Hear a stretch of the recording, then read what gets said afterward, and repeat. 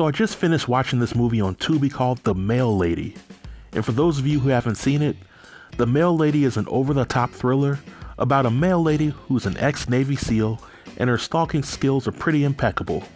Some would say that the movie The Mail Lady is essentially a remake of the movie Obsessed, starring Idris Elba and Beyonce. But this particular mail lady takes a liking to a man that's married and going through things. And let's just say that this mail lady is great at handling all sorts of packages, if you catch my drift. So while the movie is crazy and predictable, I do have one opinion that many people who've seen the movie may not agree with. And that opinion is that Derek was essentially forced to cheat on his wife, Renee. And Renee needs to take all the blame for that.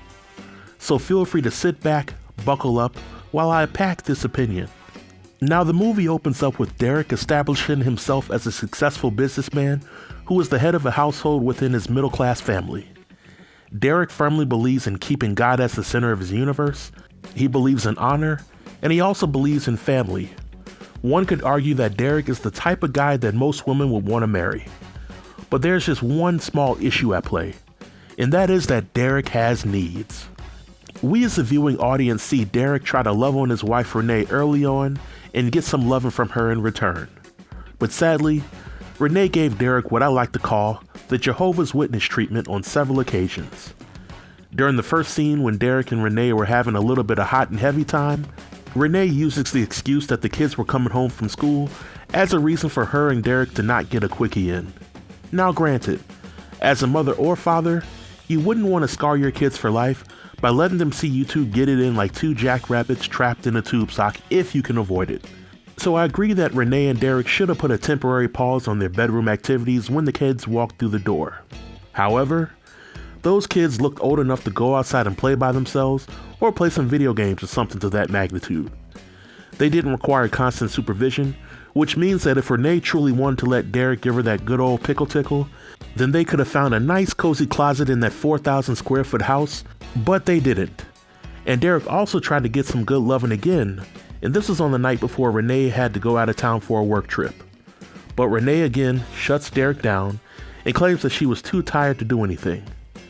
Renee then shames Derek for being too horny and offers him the chance to cuddle with her while fully clothed. And this, in my opinion, was a pretty unfair deal. And it was in this particular moment that Renee began to force Derek's hand. You see, good people, Derek made it abundantly clear that he desires his wife, and he would gladly pay all the bills and make sure the family is good, but all he wanted in return was love. And with his love language being physical touch, one could argue that Renee was neglecting her wifely duties and keeping Derek satisfied and happy. And let's make something clear here. Derek constantly went out of his way to make Renee happy. He paid the bills, he helped out with the kids.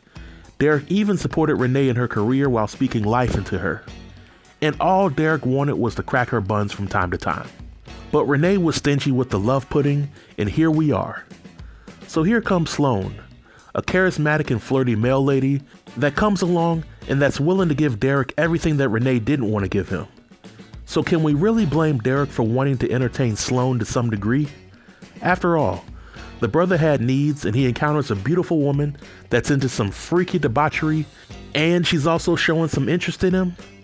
Brother Derek didn't stand a chance, but he held out as long as he could, longer than most guys actually. Now when Derek and Sloane actually sealed the bedroom deal, I couldn't consider what Derek did as cheating. For one, by that time, Sloane was a full-fledged stalker, and she tried her best to destroy Derek and Renee's marriage, but to no avail. So when she popped up at Derek's house looking like a damn fool with all that red all over her body, Derek was in a state of shock. He likely knew that if he elbowed Sloane in the chest, then the police would swoop in and give him the Jonathan Majors treatment. And if he tried to call the police and tell them that an attractive woman was trying to assault him, then they would laugh at him. So Derek was definitely coerced into sleeping with Sloane, and in my opinion, that made him the true victim in all of this madness. Yet, I also believe that none of this would have ever happened if Renee had simply did what needed to be done to make Derek happy. And let's say for the sake of argument that Renee was too tired to fulfill Derek's needs. That's what hall passes are for. Renee should have given Derek her blessing to get his needs met somewhere else, as long as he didn't bring home any babies, diseases, or shame to her.